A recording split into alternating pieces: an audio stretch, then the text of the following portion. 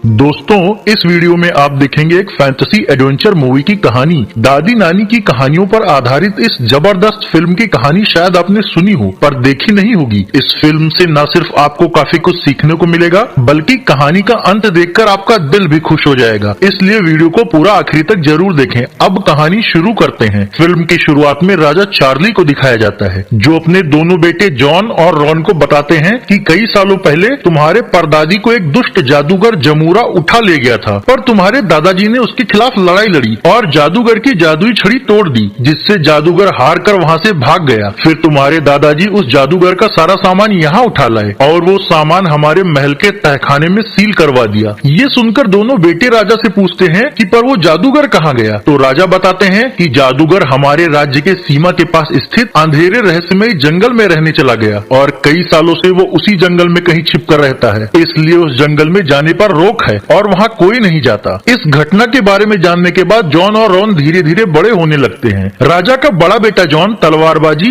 और युद्ध कला में माहिर हो चुका होता है, जबकि राजा का छोटा बेटा रॉन मक्कार और चालाक होता है, पर उसमें युद्ध लड़ने का हुनर नहीं होता। इसलिए अपने बड़े भाई जॉन के साथ तलवारबाजी का अभ्यास करते वक्त वो हमेशा जॉन से हार जाता था। एक दिन राजा चार्ली जॉन को अपना नया उत्तराधिकारी घोषित करते हैं और उससे कहते हैं कि मेरे बाद तुम्हें ही राजा बनना है, इसलिए सोने के नए सिक्कों पर अब तुम्हारा चित्र अंकित होगा। जॉन अपने भाई से प्यार करता था, इसलिए वो अपने पिता से कहता है कि सिक्कों पर मेरे साथ रॉन का चित्र भी होना चाहिए, नहीं तो उसे बुरा लगेगा। इस पर राजा कहते हैं कि सोने के सिक्कों पर सिर्फ राजा का चित्र ही छपता है, लेकिन अगर तुम जिद कर रहे हो तो मैं तांबे के सिक्कों पर तुम्हारे भाई का चित्र भी छपवा दूंगा। जब रॉन को ये खबर मिलती है तो उसे बहुत बुरा लगता है और वो अपने खास नौकर टॉम से कहता है कि जॉन राजा भी बनेगा और सोने के सिक्कों पर उसका चित्र भी होगा और मेरा चित्र सिर्फ तांबे के सिक्कों पर। ये भेदभाव क्यों? तो टॉम कहता है मालिक, क्योंकि जॉन यहाँ का होने वाला राजा है। इस पर रॉन कहता है अगर वो राजा बना तो हमारी हालत और खराब हो जाएगी, इसलिए उसे रास्ते से हटाने का कोई तरीका सोचो ताकि मैं यहाँ का राजा बन जाऊँ और तुम मेरे खास सलाहकार। टॉम कहता है तहखाने में जादूगर जमूरा का सामान रखा हुआ है, क्या पता वहाँ आपको कोई काम का सामान मिल जाए। रॉन कहता है वहाँ जाने की इजाजत किसी को नहीं है और वहाँ की चाबी मेरे पिताजी के पास रहती है। अब नौकर टॉम उसे चाबियों का एक गुच्छा दिखाता है। इसके बाद रात में रॉन अपने नौकर के साथ तहखाने के गेट पर जाता है। वहाँ गार्ड को सोने के कुछ सिक्कों का लालच देकर रॉन और टॉम तहखाने के अंदर जाते हैं। इत्तेफाक से गुच्छे की एक चाबी से तहखाने के गुप्त कमरे का दरवाजा खुल जाता है। फिर ये दोनों उस कमरे में घुसकर जादूगर का वहाँ रखा हुआ सारा सामान देखने लगते हैं। इसी बीच रॉन को वहाँ एक ऐसा जादुई रसायन मिलता है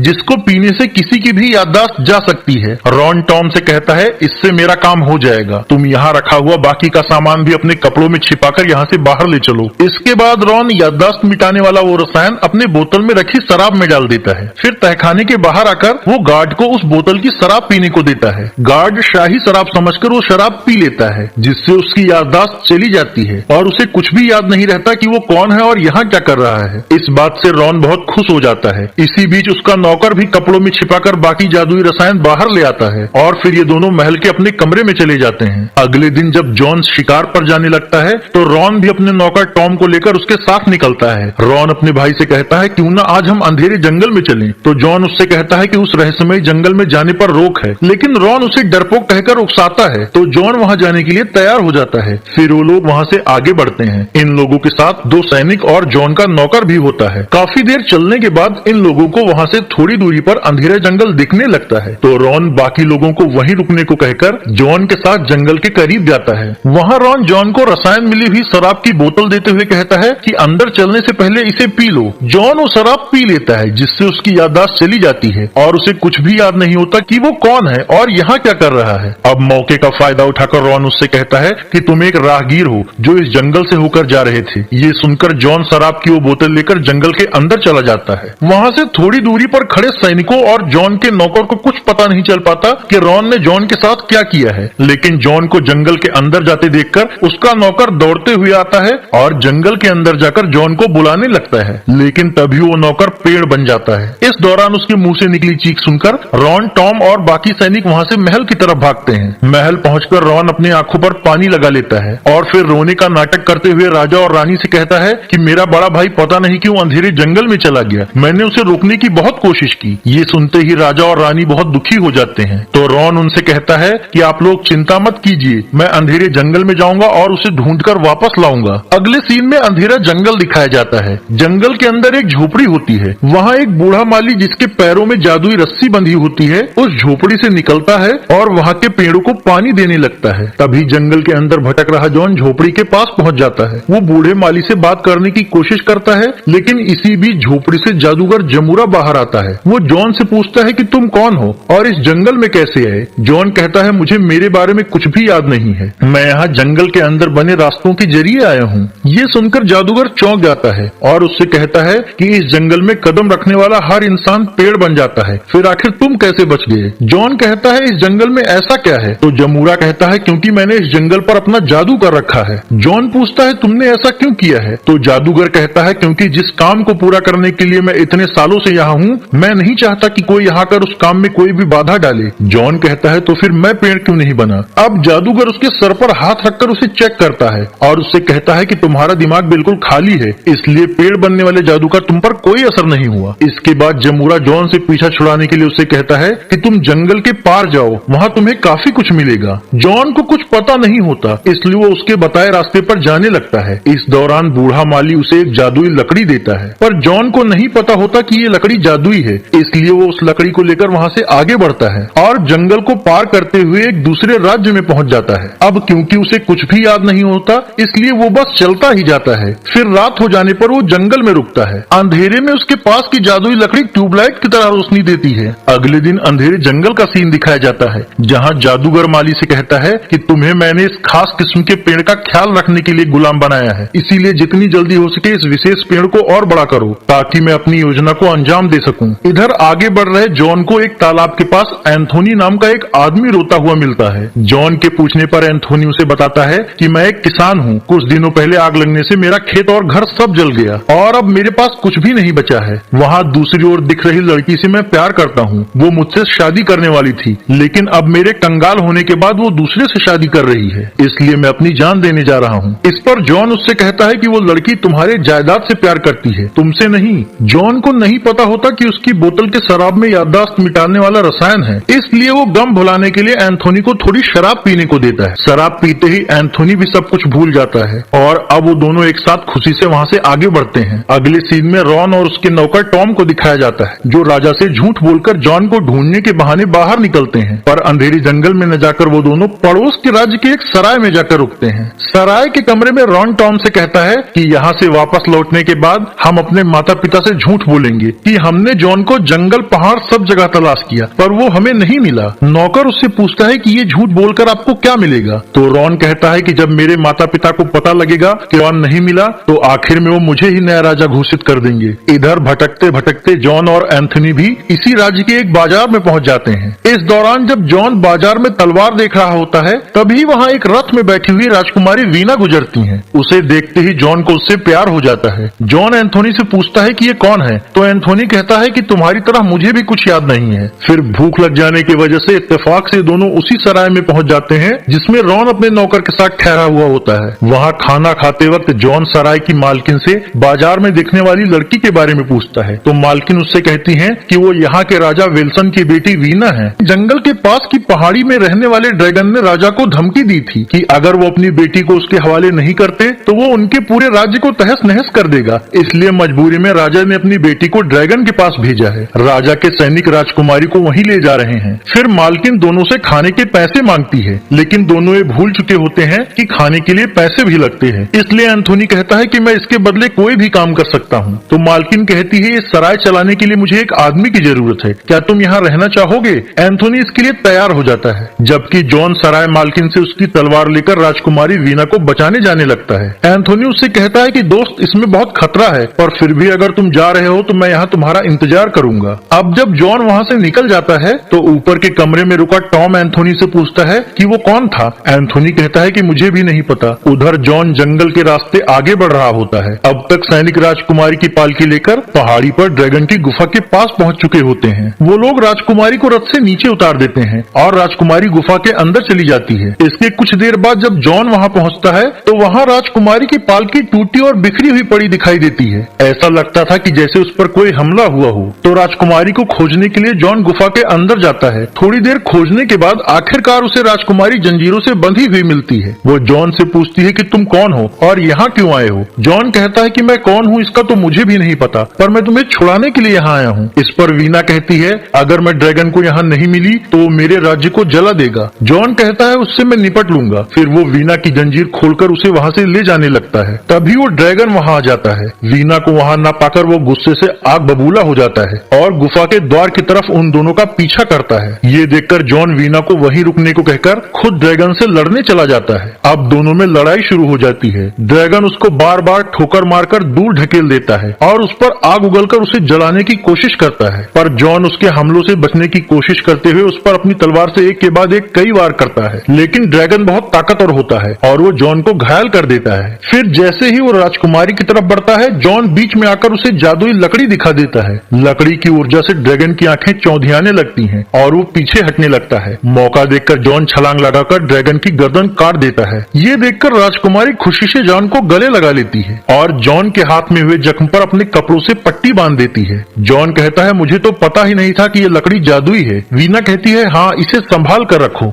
दूसरी ओर रॉन टॉम के साथ महल वापस लौट आता है और वहाँ अपने माता पिता से झूठ बोलते हुए कहता है कि दिन रात ढूंढने के बाद भी मुझे जॉन नहीं मिला। पता नहीं वो जिंदा भी है या मर गया, इसलिए अब आप लोग मुझे ही नया राजा घोषित कर दीजिए। ये सुनकर राजा उससे कहते हैं कि ये कैसी बातें कर रहे हो तुम। मैंने जॉन को ढूंढने वालों के लिए बड़े इनाम की घोषणा की है। जल्दी ही कोई न कोई उसे जरूर ढूंढ लेगा, इसलिए नए राजा बनने की बात बाद में होगी। उधर गुफा से निकलकर जॉन और राजकुमारी आगे बढ़ते हैं। रास्ते में राजकुमारी उससे कहती है कि तुम मुझे पसंद हो, इसलिए मैं अपने पिता से कहूंगी कि अब मेरा स्वयंवर कराने की बजाय वो मेरी शादी तुम्हारे साथ कर दें। जॉन कहता है कि क्या वो इसके लिए राजी होंगे? तो वीना कहती है कि जब उन्हें पता चलेगा कि तुमने ड्रैगन को मारकर मेरी जान बचाई है तो वो इसके लिए राजी हो जाएंगे। फिर वो जॉन से पूछती है कि क्या तुम भी मुझे पसंद करते हो? इस पर जॉन कहता है तुम्हें पहली बार देखते ही मुझे तुमसे प्यार हो गया था, तभी तो मैं तुम्हें बचाने आया। अब वीना उससे उसके बारे में पूछती है तो जॉन कहता है मुझे अपने बारे में कुछ भी याद नहीं है, यहाँ तक मुझे अपना नाम भी नहीं पता। ये सुनकर राजकुमारी कहती है कोई बात नहीं, मैं तुम्हें हुंजा कहकर बुलाऊंगी। थोड़ी देर बाद थक जाने की वजह से वो दोनों एक पेड़ के पास बैठ जाते हैं। इसी बीच वीना को प्यास लग जाती है तो जॉन उसे उसी बोतल की शराब पीने को देता है, पर राजकुमारी कहती है कि मैं शराब नहीं पीती, इसलिए मेरे लिए आसपास से कहीं से पानी ले आओ। तो अब जॉन वहाँ से थोड़ी दूरी पर पानी लाने जाता है। बोतल में शराब होती है, इसलिए उसे खाली करने के लिए वो शराब पी लेता है, जिससे उसकी याददाश्त फिर से चली जाती है और वो ये भूल जाता है कि वो यहाँ राजकुमारी के लिए पानी लाने आया था। यहाँ तक कि वो अपने पास की जादुई लकड़ी के बारे में भी भूल जाता है और उसे वहीं फेंककर फिर से भटकने लगता है। उधर जॉन का इंतजार करते करते सो चुकी राजकुमारी जब जागती है तो वो जॉन को ढूंढने निकलती है। इस दौरान पानी के स्रोत के पास उसे जॉन की जादुई लकड़ी मिलती है, तो उसे लगता है कि जरूर जॉन के साथ कोई अनहोनी हुई है, इसलिए वो उस लकड़ी को रख लेती है। फिर वो चारों ओर जॉन की तलाश करने लगती है, पर जब जॉन नहीं मिलता तो बेचारी बहुत दुखी हो जाती है, क्योंकि वो भी जॉन से प्यार करने लगी थी। रात हो जाने पर जंगल में भटक रहे जॉन को अलाव ताप रहे कुछ आदमी मिलते हैं। वो लोग उसे बताते हैं कि राजा चार्ली ने उनके बेटे जॉन को खोजने के लिए बड़े इनाम की घोषणा की है, इसलिए हम लोग उसे खोजने के लिए अंधेरे जंगल में जा रहे हैं। पर तुम कौन हो और यहाँ क्या कर रहे हो? जॉन कहता है कि मुझे अपने बारे में कुछ भी याद नहीं है। तो वो लोग उससे कहते हैं अगर तुम हमारे साथ जॉन को ढूंढने के लिए अंधेरे जंगल चलो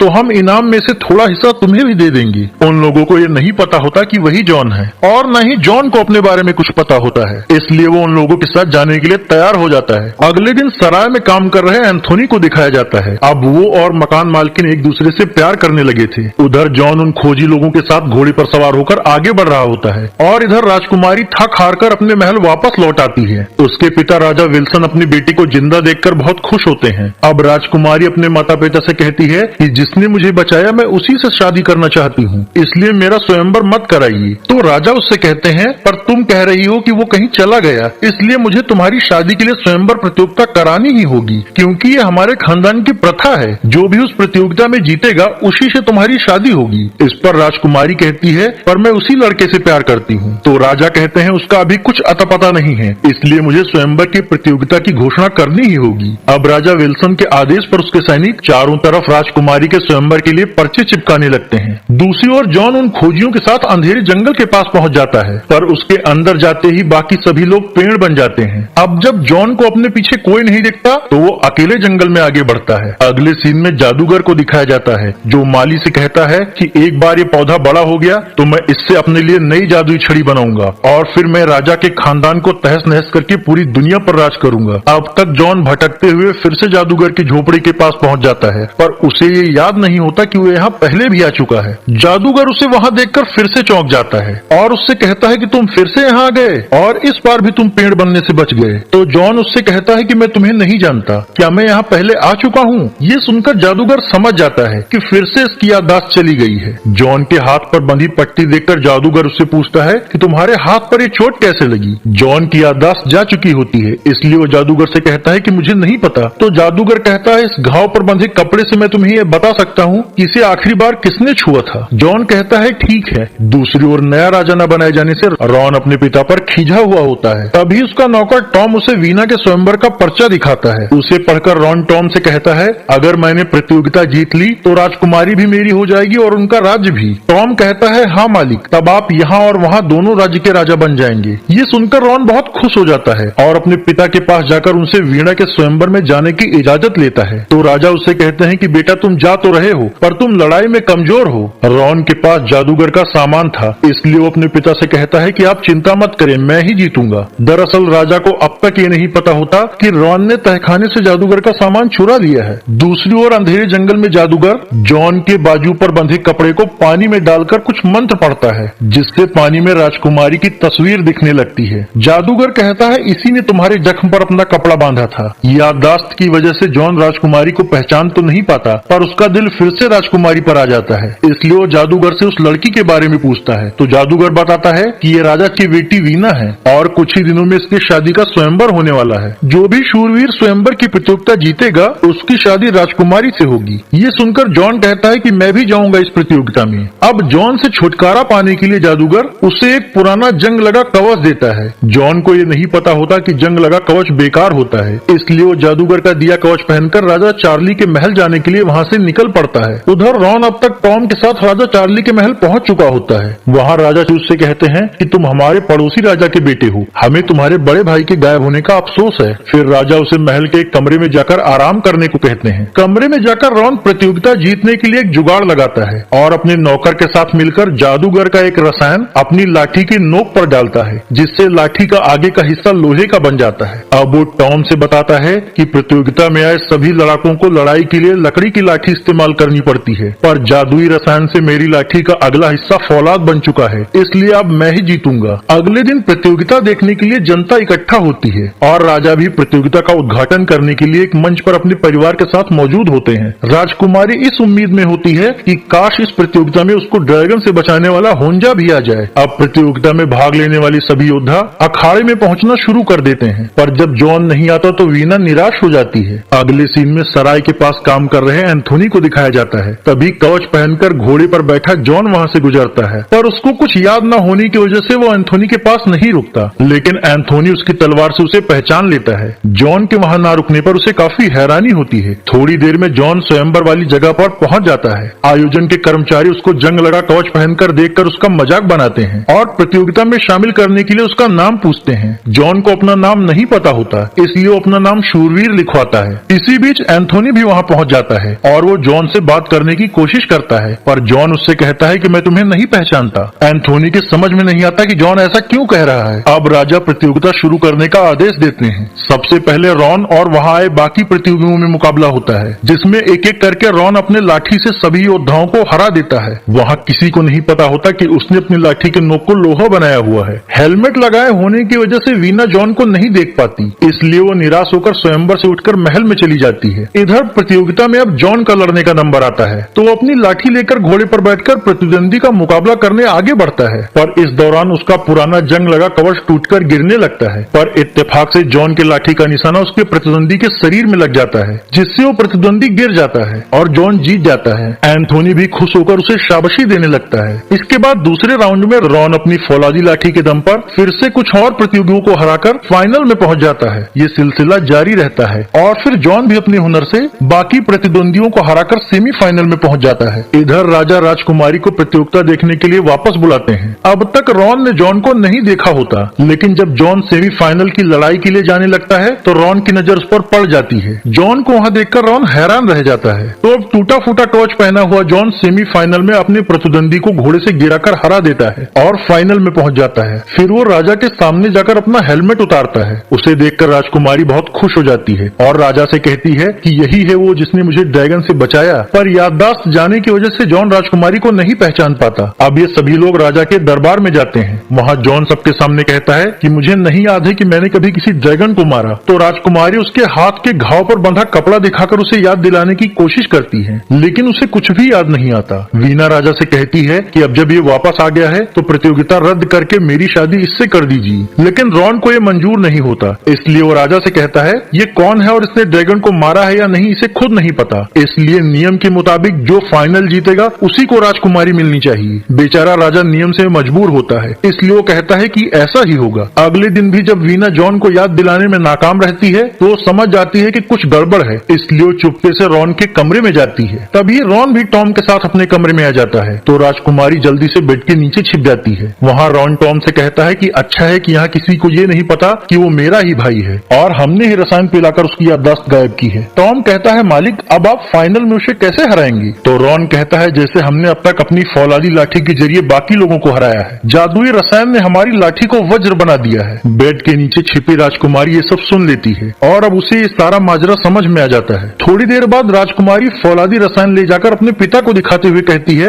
कि रॉन अब तक बेईमानी से जीतता आया है। लेकिन राजा को इस बात पर यकीन नहीं होता और अब फाइनल भी शुरू होने वाला होता है, इसलिए वो शीशी फेंक देते हैं जिससे शीशी टूट जाती है और रसायन गिर जाता है। वीना उस टूटी हुई शीशी का टुकड़ा उठा लेती है। उधर फाइनल में अब रॉन और जॉन एक दूसरे के सामने होते हैं। लड़ाई से पहले वीना जॉन को नया कवच देती है और वो चुपके से उसकी ढाल में जादुई लकड़ी लगा देती है। फिर मुकाबला शुरू होने पर जैसे ही रॉन अपने फौलादी लाठी से जॉन पर हमला करता है, जॉन अपनी ढाल आगे कर देता है। जादुई लकड़ी की शक्ति से रॉन की लाठी टूट जाती है। रॉन के कुछ समझ में नहीं आता कि आखिर ये कैसे हुआ, जबकि राजकुमारी बहुत खुश हो जाती है। अब राजा रॉन से कहते हैं कि तुम दूसरी लाठी ले सकते हो, लेकिन इसी बीच वीना रॉन को रसायन की टूटी हुई बोतल दिखाती है, जिसे देखकर रॉन समझ जाता है कि अब वो किसी लाठी को फौलादी नहीं बना पाएगा और नॉर्मल लाठी से लड़ने पर वो हार जाएगा। इसलिए वो राजा से कहता है कि मैं ये फाइनल मुकाबला तलवार से लड़ना चाहता हूँ। राजा उसे इजाजत दे देते हैं। तो अब रॉन और जॉन में तलवार से लड़ाई होती है। रॉन तलवारबाजी में वैसे ही कमजोर होता है, इसलिए जॉन एक दो बार में ही रॉन को हराकर जमीन पर गिरा देता है। अब तक जॉन और रॉन के पिता भी वहाँ आ जाते हैं। वो जॉन को वहाँ देखकर बहुत खुश होते हैं। अब राजकुमारी राजा से पूरी सच्चाई बता देती है। दूसरी ओर जंगल में अब तक वो जादुई पेड़ बड़ा हो चुका होता है। अब आगे की कहानी में देखेंगे कि आगे क्या होता है। तो पार्ट 2 के लिए लाइक, कमेंट और सब्सक्राइब